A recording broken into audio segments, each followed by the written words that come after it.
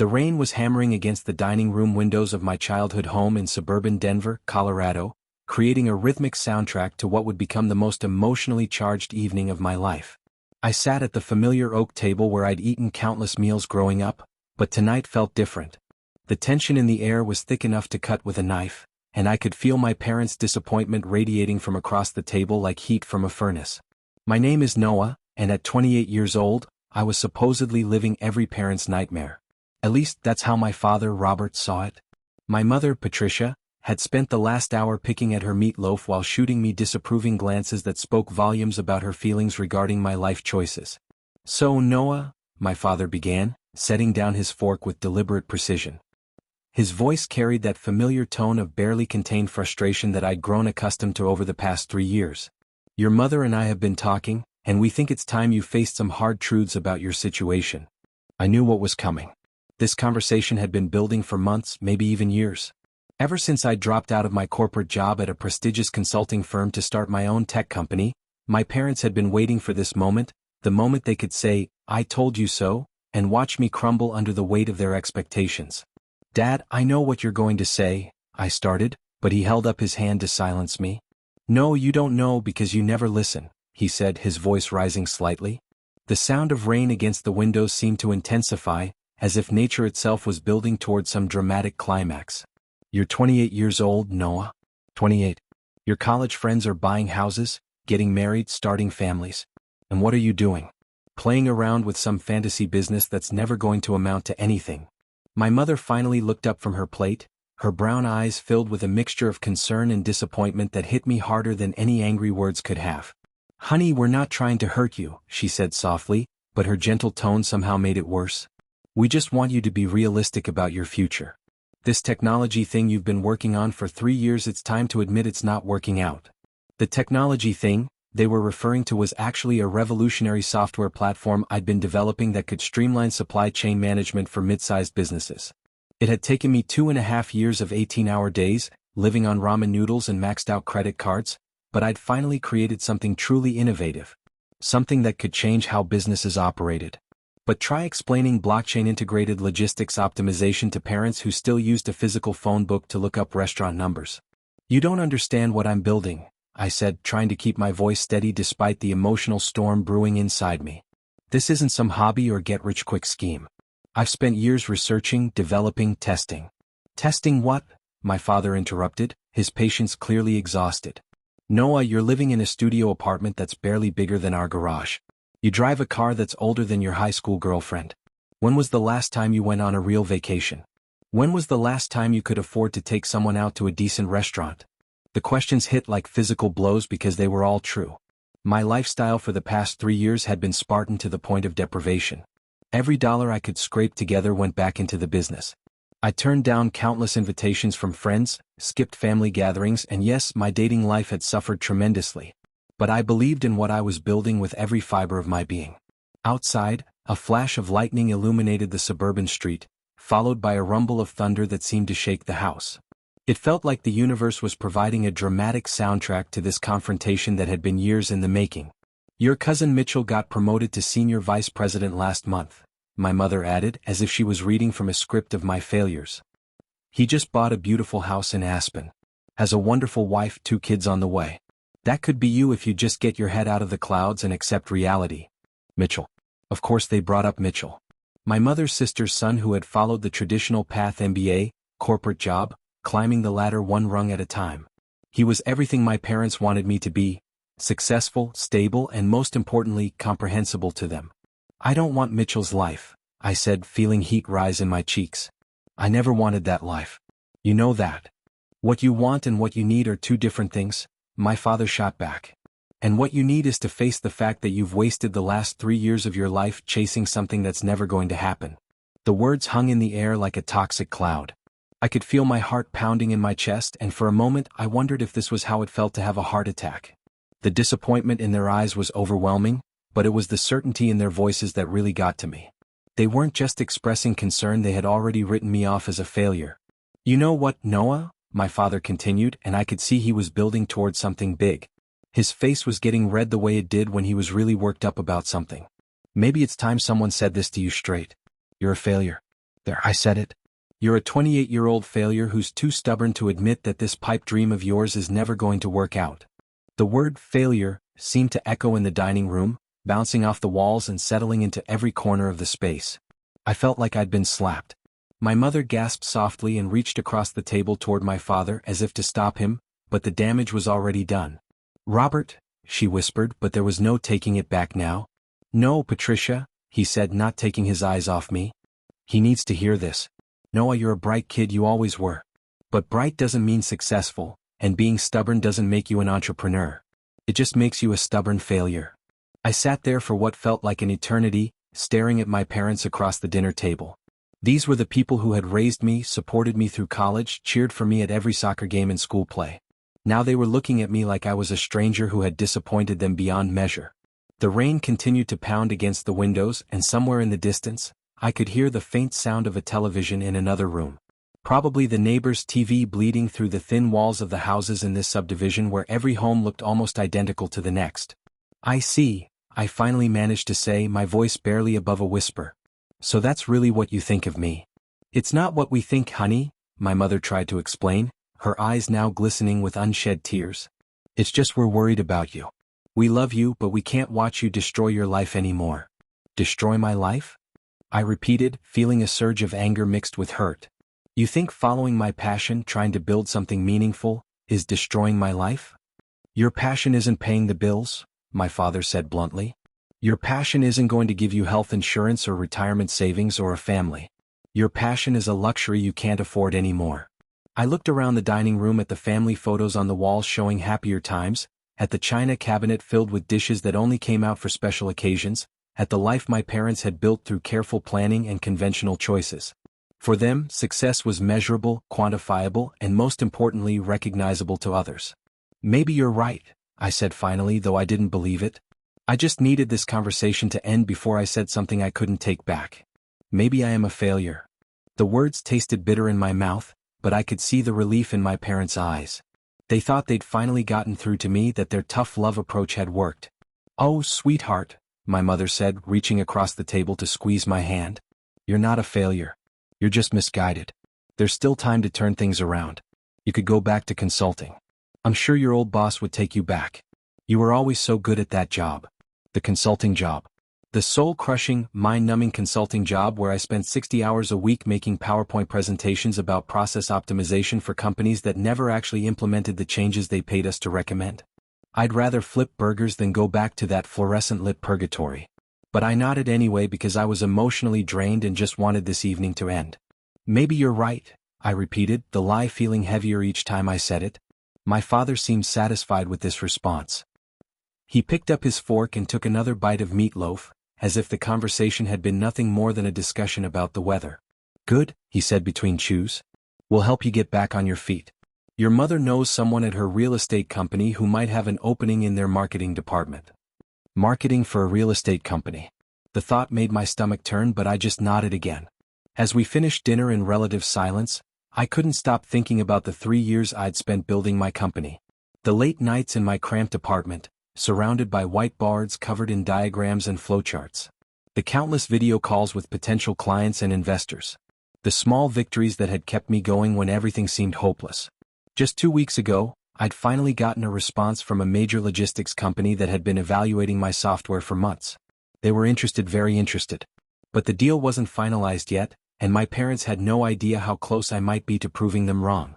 The irony wasn't lost on me that I was sitting in this suburban Denver dining room being called a failure while simultaneously being on the verge of potentially the biggest business deal of my career. But potentially wasn't enough for people like my parents. They needed proof, certainty, traditional markers of success. After dinner, we moved to the living room for what was supposed to be a relaxing evening of family time.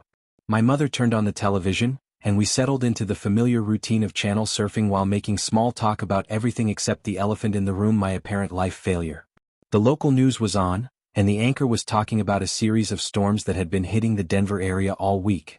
I watched the weather map, thinking about how the external storms seemed to mirror the internal turmoil I was feeling. Everything in my life felt unsettled, uncertain, like I was waiting for something to either break completely or somehow miraculously fall into place. My phone buzzed in my pocket, but I ignored it. It had been buzzing intermittently all evening, but I'd been too focused on the family dinner drama to check my messages. Probably just more spam calls or notifications from social media apps I barely used anymore. You know, my mother said during a commercial break, Mrs. Johnson's son started his own business a few years ago. A landscaping company. It failed within 18 months, but now he's working for the city's parks department and doing very well for himself. Another failure story meant to make me feel better about my own impending surrender. I wondered how many other failure stories she had in her arsenal, ready to deploy whenever I showed signs of resistance to their practical worldview. The news came back on, and the anchor was transitioning to a business segment. In local business news, she began, and I found myself paying attention despite my emotional exhaustion. Sometimes hearing about other people's successes or failures helped put my own situation in perspective.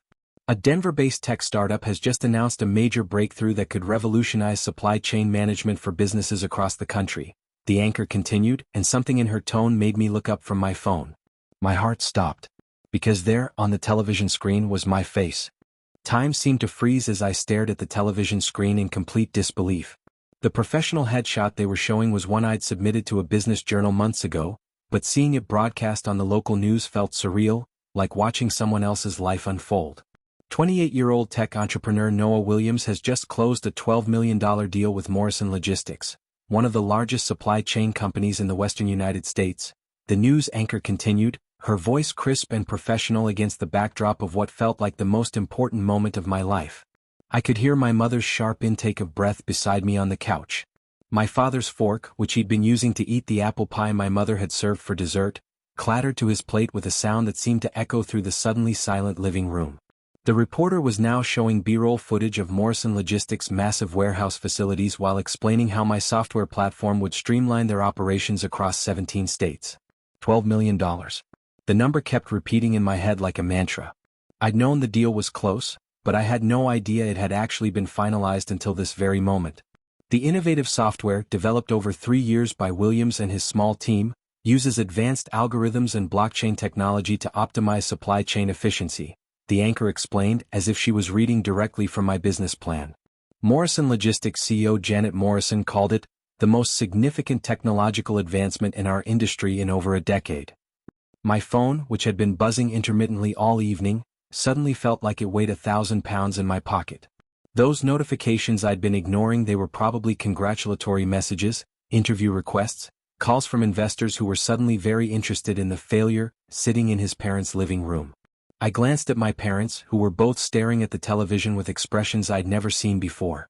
My mother's mouth was slightly open, her hand frozen halfway to her water glass. My father looked like someone had just told him the laws of physics had been suspended for the evening. The deal, announced just hours ago, will see Williams' company, Streamline Logistics, expanding from a 3-person operation to over 50 employees within the next 6 months, the reporter continued. Industry experts are calling it one of the most impressive startup success stories of the year. Streamline Logistics. Hearing my company's name on television, spoken by a professional news anchor as part of a success story rather than a cautionary tale, felt like vindication in its purest form. For 3 years I'd been explaining to friends, family, and anyone who would listen what I was building. Now the local news was doing it for me and doing it better than I ever could have. The segment continued with a brief interview they'd conducted with Janet Morrison earlier that day. She was standing in front of one of their massive distribution centers, looking every inch the successful executive in her sharp business suit and confident demeanor. Noah Williams approached us with a solution we didn't even know we needed, Morrison explained to the interviewer. His software doesn't just improve efficiency, it completely reimagines how supply chains can operate in the 21st century. We're not just buying software, we're investing in the future of our industry. The future of their industry. 3 hours ago, my father had called me a failure who needed to face reality. Now one of the most respected CEOs in logistics was describing my work as the future of an entire industry. I found my voice, though it came out as barely more than a whisper. I tried to tell you, I said, not taking my eyes off the television screen. I tried to explain what I was building. My mother was the first to respond, turning toward me with tears in her eyes. But these weren't the disappointed tears from earlier in the evening, these were different. These were tears of shock, pride, and probably a healthy dose of guilt for having called their son a failure just 2 hours earlier. Noah, she whispered, reaching out to touch my arm. Honey, why didn't you tell us about this deal? Because I didn't know it was finalized, I admitted, finally looking away from the television to meet her gaze. I mean, I knew we were close, but these things can fall through at the last minute. I didn't want to get anyone's hopes up, including my own. The news segment was wrapping up now, with the anchor transitioning to sports, but the damage, or rather, the revelation, was complete. My father was still staring at the television screen even though they were now talking about the Broncos' upcoming game against Kansas City. $12 million, he said finally, his voice carrying a tone I'd never heard before. It wasn't quite awe, but it wasn't disappointment either. It was the sound of someone trying to recalibrate their entire understanding of a situation. It's not just about the money, I said, though even as I spoke, I realized how defensive I sounded. I mean, yes, the money is great, but this validates everything I've been working toward. Morrison Logistics isn't just buying software, they're buying into a vision of how business can work better. My phone buzzed again, more insistently this time. I pulled it out and saw 17 missed calls, 43 text messages, and more email notifications than I could count. My small team, if you could call 2 other people a team, had been trying to reach me all evening. The first text message was from Ben, my lead developer. "Dude, where are you? The Morrison deal went through. We're rich. Call me." The second was from Lisa, our business development specialist. "Noah, I've been trying to reach you for hours. We need to talk strategy ASAP. This is huge." And then there were messages from people I hadn't heard from in months. College friends, former colleagues, even my high school girlfriend had somehow found my number to send congratulations. The weird thing about success, I was quickly learning, is how it makes people suddenly remember they know you. "I should probably call my team," I said, holding up my phone as evidence. "They've been trying to reach me all evening." "Of course," my mother said quickly, as if she was eager to be helpful now that her son had been transformed from failure to success story in the span of a 3-minute news segment. "You should call them right away. This is incredible, Noah." My father was still processing everything, his analytical mind probably running through all the implications of what he'd just learned. I could almost see the gears turning as he tried to reconcile the son he'd called a failure with the entrepreneur who'd just closed a $12 million deal. "How long have you been working on this specific deal?" he asked, his tone more curious than accusatory now. "About 8 months, I replied.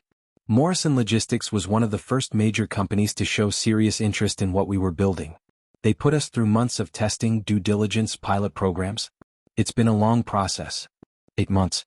For 8 months, while my parents were worrying about my apparent lack of direction and financial instability, I'd been negotiating what would turn out to be one of the most significant deals in my industry. The irony was almost too perfect to be believed. "And you never mentioned it," my mother said, though it was more of an observation than an accusation. "Would you have believed me?" I asked, not unkindly but directly. "I mean, honestly, if I told you 2 months ago that I was working on a $12 million deal, what would you have said?" They both fell silent at that question because we all knew the answer. They would have been politely skeptical at best, dismissively concerned at worst.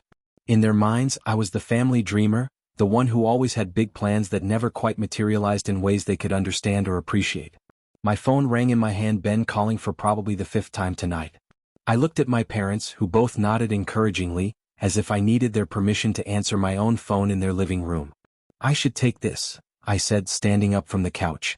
"Ben, hi, I'm so sorry I missed your calls." "Noah." Ben's voice was so loud I had to hold the phone away from my ear. "Where the hell have you been? Do you know what happened today? Do you have any idea what this means for us?" "I just saw the news," I said, walking toward the kitchen for some privacy while my parents pretended not to listen from the living room. "I was having dinner with my parents and—" "Forget dinner," Ben interrupted. "We need to talk about scaling up operations. Janet Morrison wants to set up a meeting for next week to discuss implementation timelines. She's talking about having our software fully deployed across all their facilities within 6 months. 6 months to deploy across 17 states. The magnitude of what we were being asked to do was both thrilling and terrifying. 3 days ago, our office was my studio apartment and 2 laptops on a folding table. Now we were being asked to revolutionize the operations of one of the largest logistics companies in the country. "We're going to need to hire people," I said, stating the obvious but needing to say it out loud to make it feel real. "We're going to need to hire a lot of people," Ben corrected. "And we're going to need office space and better equipment and probably lawyers and definitely accountants. Noah, do you realize we just went from being 3 people with a dream to being a real company overnight?" A real company. For 3 years, I'd been insisting to anyone who would listen that Streamline Logistics was a real company, But deep down I knew it was more like a very expensive hobby funded by credit cards and optimism. Now, suddenly, it actually was real in ways I'd only imagined. I could hear my parents talking quietly in the living room, their voices low but intense. I caught fragments, 12 million, and why didn't he tell us, and I feel terrible about what we said. The guilt in their voices was palpable, and while part of me wanted to feel vindicated, mostly I just felt sad that it had taken a news broadcast for them to see what I'd been trying to show them for years. Ben, I need to call you back in a few minutes, I said. I'm still at my parents' house and I need to finish a conversation I started earlier. Of course, man, Ben said, his excitement still evident but tempered with understanding. But Noah? Congratulations. You did it. You actually did it. You actually did it. The words hit me harder than I expected them to. For so long, success had felt like something that happened to other people, something I was chasing but never quite catching. Now it had arrived, dramatically and publicly, in a way that left no room for doubt or interpretation. I hung up the phone and stood in my parents' kitchen for a moment, surrounded by the familiar sights and smells of my childhood. The same refrigerator covered in outdated family photos, the same ceramic rooster my mother had bought at a craft fair 15 years ago, the same view out the window of the backyard where I'd spent countless hours playing as a kid. Everything was exactly the same as it had been 3 hours ago, but everything was also completely different. Success has a way of recontextualizing your entire life story. The struggles and sacrifices that had seemed like signs of impending failure a few hours ago now looked like the necessary steps in an inevitable journey toward triumph. But the most significant change wasn't in how I saw my own story, it was in how my parents were suddenly seeing me. When I walked back into the living room, they were both looking at me with expressions I'd never seen before. It wasn't quite awe, but it was respect, and that was something I hadn't felt from them in a very long time. Noah, my father said, his voice carrying a weight that made me stop in the middle of the room. I owe you an apology. The words hung in the air between us like a bridge I'd been waiting 3 years for my father to build. Robert Williams was not a man who apologized easily or often. In my entire 28 years of life, I could count on one hand the number of times I'd heard him admit he was wrong about something significant. Dad, you don't have to, I started, but he held up his hand the same way he had during dinner, except this time the gesture felt different. Less dismissive, more measured. Yes, I do, he said firmly, his weathered hands clasped tightly in his lap. Noah, what I said earlier calling you a failure that was completely out of line. I was wrong and I'm sorry. My mother was nodding beside him, her eyes still glistening with tears that seemed to be equal parts pride and regret. We both are, she added softly. Honey, we had no idea how close you were to something this big. We thought, she paused, searching for the right words. We thought you were just spinning your wheels, wasting your potential. But I was spinning my wheels, I admitted, settling back onto the couch across from them. 4 months at a time, it felt like I was getting nowhere. There were days when I wondered if you were right, if I should just give up and get a regular job. The honesty felt strange after years of presenting a confident facade to my family. I'd become so used to defending my choices that I'd forgotten how to acknowledge the very real doubts and fears that had plagued me throughout this journey. What kept you going? My father asked, and I could hear genuine curiosity in his voice rather than skepticism. I thought about that question for a moment, watching raindrops race down the living room windows. The storm outside was beginning to subside, but I could still hear the distant rumble of thunder moving across the Denver suburbs. Honestly? Stubbornness, I said with a small laugh. And Ben and Lisa, my team. When I was ready to quit, they wouldn't let me. When they were ready to quit, I wouldn't let them. We kept each other going. Tell us about them, my mother urged, settling back into her chair with the kind of attentive posture she usually reserved for her favorite television shows. For the first time in years, my parents genuinely wanted to hear about my life, my work, the people I spent my days with. It felt surreal, like stepping into an alternate universe where my choices were interesting rather than concerning. Ben is our lead developer, I began, finding myself smiling as I talked about my friend and business partner. We went to college together, but he was working at Google when I started Streamline Logistics. He gave up a 6-figure salary to join me in my studio apartment because he believed in what we were building. He left Google to work in your apartment? My father asked, his eyebrows raised in what might have been the first sign of respect he'd shown for my business acumen. He left Google to work for equity in a company that had no revenue and no guarantees, I clarified. That's the kind of person Ben is. He sees the big picture, the potential, not just the current reality. And Lisa? Lisa joined us about 18 months ago. She's a business development genius. She's the one who actually got us the meeting with Morrison Logistics. She saw potential clients everywhere. I saw rejections. As I talked about my team, I realized how much my parents had missed over the past 3 years. They knew I was working on something with technology, but they had no idea about the relationships I'd built, the small victories and major setbacks, the gradual evolution from crazy idea to viable business to tonight's success story. My phone buzzed again, another call from a number I didn't recognize. Probably a reporter or investor who'd seen the news and wanted to capitalize on the moment. The attention was flattering but overwhelming. "This is all happening very fast," I said, declining the call and setting the phone face down on the coffee table. "This morning I was worried about making rent next month. Tonight I'm apparently the subject of business news stories." "How does it feel?" my mother asked, her voice soft with what sounded like wonder. How did it feel? The question caught me off guard because I hadn't really stopped to process the emotional impact of everything that had happened tonight. The evening had been such a whirlwind of family conflict, shocking news, and sudden vindication that I hadn't had time to just sit with the reality of what had occurred. "Surreal," I said finally. "Overwhelming. Vindicating, obviously. But also kind of lonely, if that makes sense." "Lonely?" my father asked. "Yeah. I mean, Ben and Lisa are thrilled and I'm getting congratulatory messages from people I haven't talked to in years, but..." I paused, trying to articulate something I was just beginning to understand. "For 3 years this has been my private struggle, you know? My private dream. Now suddenly it's public and everyone wants to be part of it. Including my parents, I realized but didn't say. 3 hours ago they'd wanted me to abandon this dream and get a job in real estate marketing. Now they were hanging on every word as I explained the business they dismissed as fantasy. The hardest part," I continued, "was feeling like I was disappointing you both. Like I was wasting the education you'd paid for, the opportunities you'd given me. That was harder than the financial stress or the long hours or the constant rejection." My mother reached across the space between us and took my hand, her touch warm and familiar in a way that brought back memories of being comforted after childhood disappointments. "Oh, sweetheart," she said, "you never disappointed us. We were scared for you, but you never disappointed us." "It felt like disappointment," I said gently. "When you compared me to Mitchell, when you suggested I was wasting my life, when you..." I looked at my father, "When you called me a failure tonight. That felt like disappointment." My father winced as if I'd physically struck him. "Noah, I was frustrated and worried and I said things I didn't mean. But even when I was most concerned about your choices, I was never disappointed in you as a person. The thing is," I said, feeling a strange kind of emotional clarity that often comes after intense confrontations, "I needed to hear your concerns. Even tonight, even the harsh words, I needed to know where you stood, what you really thought. It's better than wondering or pretending everything was fine." We sat in comfortable silence for a few minutes, the sound of the diminishing rain creating a peaceful backdrop to this unexpected family reconciliation. The television was still on, now showing some late-night comedy show, but none of us were really watching.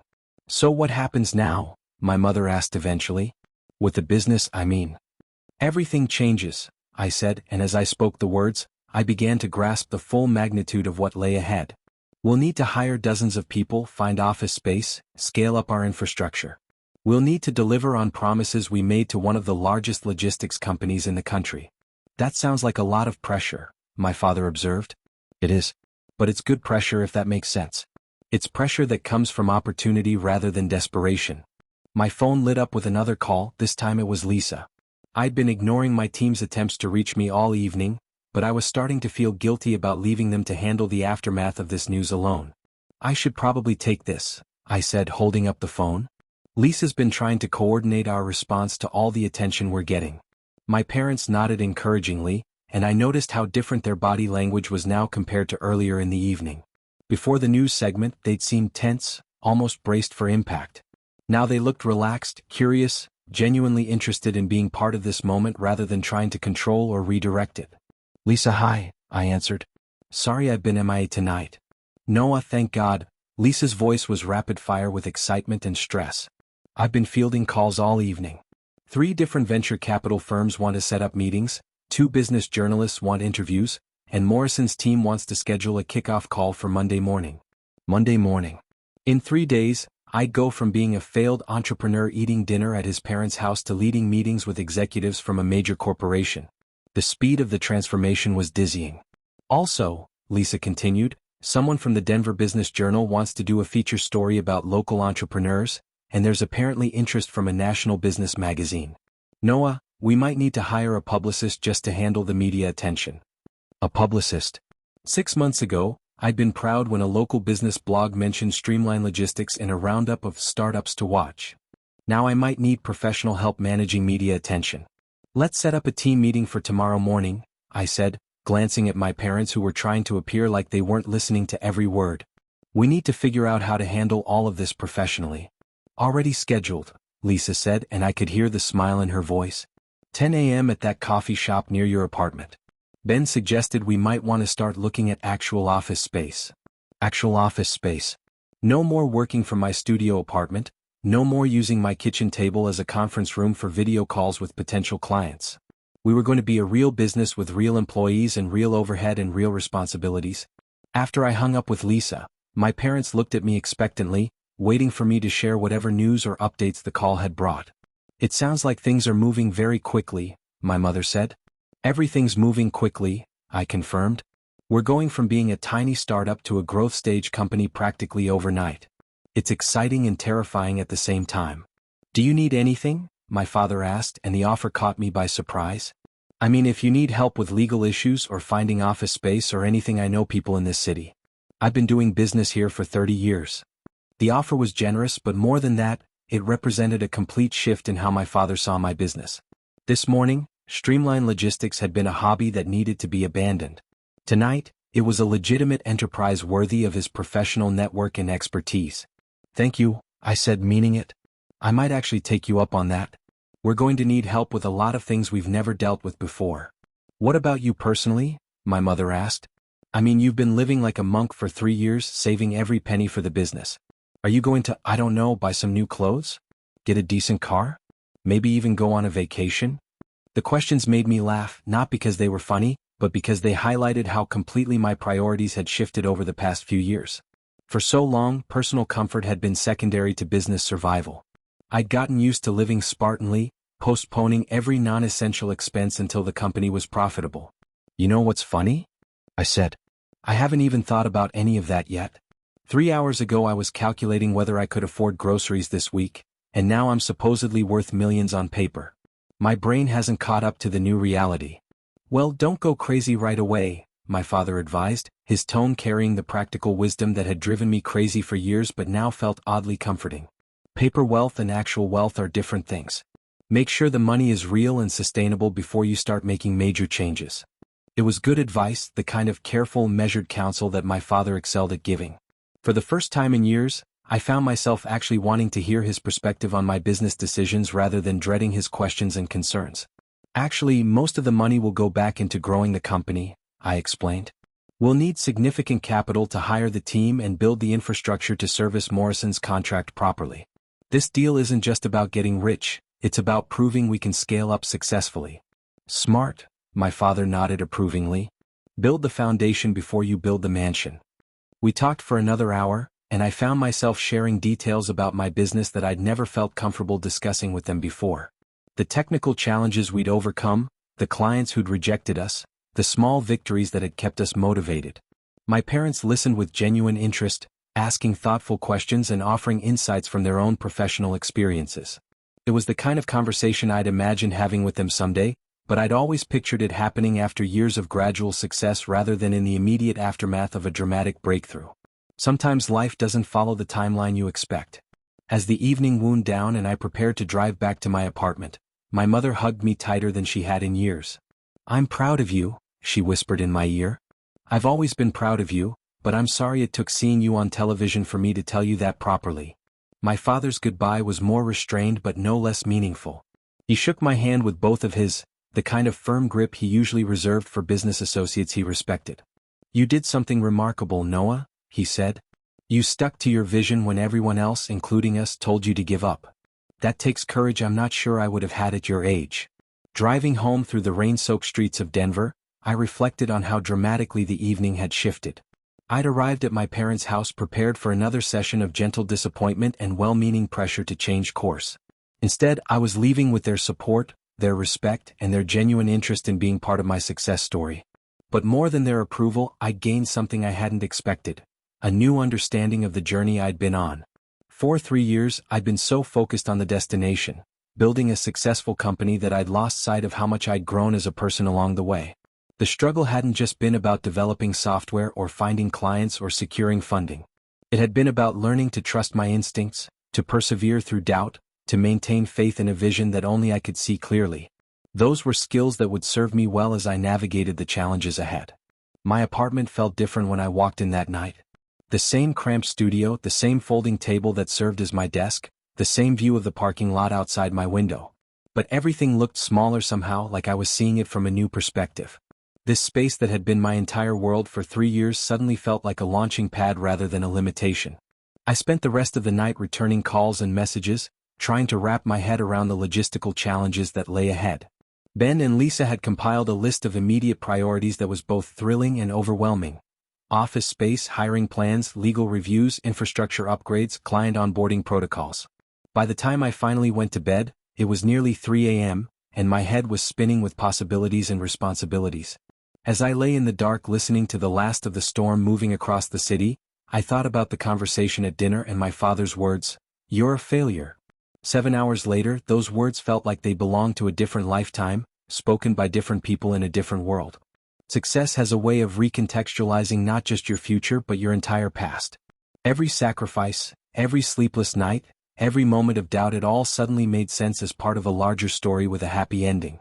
But as I drifted off to sleep, I realized that this wasn't actually an ending at all. It was a beginning.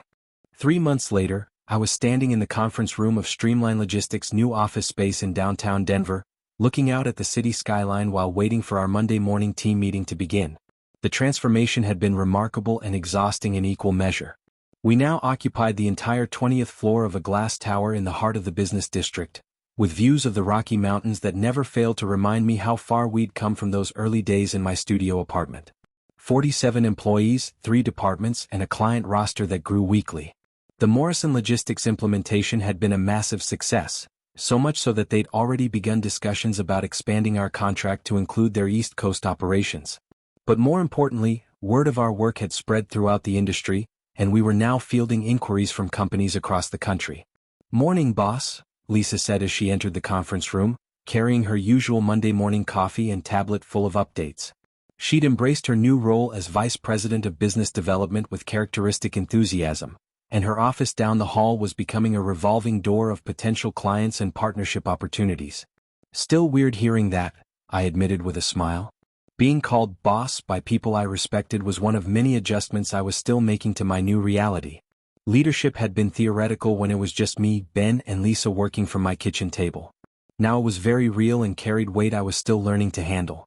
Ben arrived a few minutes later, looking characteristically disheveled but energetic. He'd thrown himself into building our technical infrastructure with the same passion he'd brought to our early development work, except now he had a team of 12 developers working under his guidance. "How was your weekend?" he asked, settling into his usual chair at the conference table. "Quiet, actually," I said. "Had dinner with my parents again yesterday." "How are things with them now?" Lisa asked. She'd heard the story of that dramatic evening several times, and she was always curious about how the family dynamics had evolved. "Really good, actually. Better than they've been in years." It was true. The relationship with my parents had undergone a complete transformation since that night. They'd gone from being skeptical observers of my career to being genuine supporters and advisors. My father had even helped us navigate some of the legal complexities of our rapid expansion. "It's funny," I continued, "but I think the success was less important than the honesty. That night when everything came out, their real concerns, my real struggles, it cleared the air in a way that just succeeding quietly never could have." Our Monday meetings had evolved from quick check-ins between 3 friends to structured strategy sessions involving department heads and detailed project reviews. But I'd insisted on keeping the same collaborative tone we'd always had. Success hadn't changed who we were as people or as a team. "Speaking of honesty," Ben said, pulling up something on his laptop, "I need to tell you both about a conversation I had on Friday with someone from TechCorp. TechCorp was one of the largest technology companies in the country, and they've been making inquiries about potential partnerships or acquisitions in the supply chain software space. The idea that they were interested in Streamline Logistics was flattering and terrifying simultaneously. They want to schedule a meeting to discuss possibilities, Ben continued. I told them I'd need to talk to you both before committing to anything. Lisa and I exchanged glances. We'd known this moment would come eventually. Success in the startup world often leads to acquisition offers, and companies like TechCorp had the resources to accelerate our growth in ways we could never achieve independently. What kind of possibilities are we talking about? Lisa asked. Everything from strategic partnerships to full acquisition, Ben replied. They were deliberately vague, but they mentioned figures that would make all of us very wealthy very quickly. Very wealthy very quickly. A year ago that phrase would have sounded like a fantasy. Now it was a realistic possibility that came with complex decisions about what we wanted our futures to look like. What do you think? I asked, genuinely curious about their perspectives. Even though I was technically the CEO, we'd always made major decisions collaboratively. Part of me is tempted, Lisa admitted. The financial security would be incredible and TechCorp has resources we could never match. But another part of me wonders if we'd lose something essential about what makes Streamline Logistics special. Ben nodded thoughtfully. I keep thinking about why we started this in the first place. It wasn't just about getting rich, it was about building something meaningful, having control over our own destiny, creating solutions that actually help people. They were both right, and their concerns echoed thoughts that had been nagging at me since Ben first mentioned TechCorp's interest. Financial success was wonderful, but it was only valuable if it aligned with our larger goals and values. Let's take the meeting, I decided. But let's go in with clear ideas about what we want and what we're not willing to compromise on. Maybe there's a partnership structure that gives us access to their resources without sacrificing our independence. Or maybe we decide we're not interested at all, Lisa added. There's something to be said for building something entirely on our own terms. The meeting ended with the usual flurry of action items and project updates, but I found myself lingering in the conference room after Ben and Lisa had returned to their offices. The city stretched out below me and I could see people walking to work, starting their Monday mornings just as I had countless times before everything changed. My phone buzzed with a text message from my mother. Saw the article about Streamline Logistics in the Denver Post this morning. Your father and I are so proud. Love you. The article she was referring to was a feature piece about Denver's growing tech scene, with Streamline Logistics prominently featured as an example of homegrown innovation. 6 months ago, the idea of being featured in the business section of a major newspaper would have seemed impossibly ambitious. Now it was just another part of our company's growing profile. But the text from my mother reminded me that the most important transformation hadn't been professional, it had been personal. The relationship with my parents, the confidence in my own judgment, the ability to lead a team and make decisions that affected dozens of people's livelihoods, these were changes that went far beyond financial success. I thought back to that rainy evening in my parents' dining room, when my father had called me a failure and I'd sat there wondering if he might be right. The pain of that moment felt distant now, but I could still remember how devastating it had been to feel like the people who loved me most couldn't see the value in what I was trying to build. Now, 3 months later, those same parents were sending congratulatory text messages about newspaper articles. The vindication was sweet, but more importantly, I'd learned something crucial about the relationship between external validation and internal confidence. For too long, I'd allowed other people's opinions, even well-meaning ones, to shake my faith in my own vision. The success with Morrison Logistics hadn't just proved that my business idea was viable. It had proved that I could trust my own judgment even when everyone around me was skeptical. That afternoon, I had lunch with Janet Morrison, the CEO whose company had given us our breakthrough opportunity. We developed a good working relationship over the past few months, and I valued her perspective on both business strategy and industry trends. I heard TechCorp's been sniffing around, she said over her salad, getting straight to the point in her characteristic style.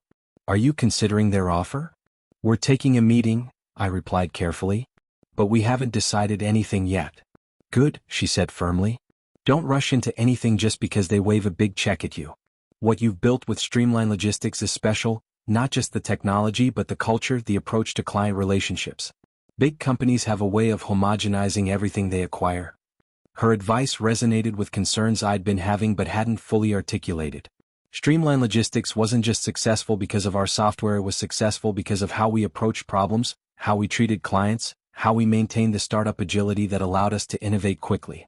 On the other hand, Janet continued with a slight smile, if they make an offer that sets you all up for life, it would be foolish not to consider it seriously. The key is figuring out what you really want your next chapter to look like.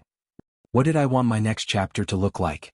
It was a question I'd been avoiding because the current chapter had been moving so fast I hadn't had time to think strategically about the future. When I'd started Streamline Logistics, my primary goal had been simply to survive, to build something that could support me financially while doing work I found meaningful. Now that survival was assured and financial success had exceeded my wildest expectations, I needed to think about what came next. That evening, I drove back to my parents' house for our now regular Sunday dinner. The ritual had taken on new meaning since that dramatic night 3 months ago. What had once been obligatory family time had become genuine connection time, with conversations that felt authentic and supportive rather than strained and judgmental. "How are the acquisition discussions going?" my father asked as we sat down to eat. He'd become genuinely interested in the business side of Streamline Logistics, often offering insights from his own decades of experience in corporate environments. "Just starting," I replied. "We're meeting with them next week to hear what they have in mind." "What does your gut tell you?" my mother asked, and I appreciated that she was asking about intuition rather than just practical considerations. "Honestly, I'm torn. Part of me is excited about the resources and opportunities that would come with being part of a larger organization. But another part of me worries about losing the things that make our company special." "What makes it special?" my father asked, and I could tell he was genuinely curious rather than testing me. I thought about that question for a moment, trying to articulate something I'd been feeling but hadn't put into words. "It's the relationships," I said finally.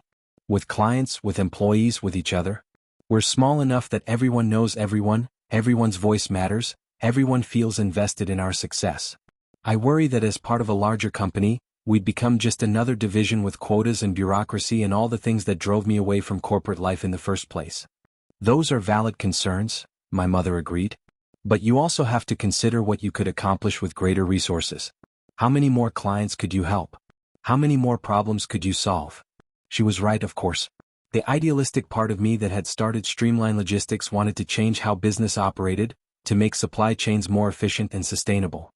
Partnering with TechCorp could amplify that impact in ways I could never achieve independently. "The other thing to consider," my father added, "is your team. Ben and Lisa have been with you from the beginning. They deserve to be part of whatever decision you make." That was perhaps the most important point of all. This wasn't just about my personal preferences or financial goals, it was about 3 people who'd built something together and now needed to decide together what they wanted their shared future to look like.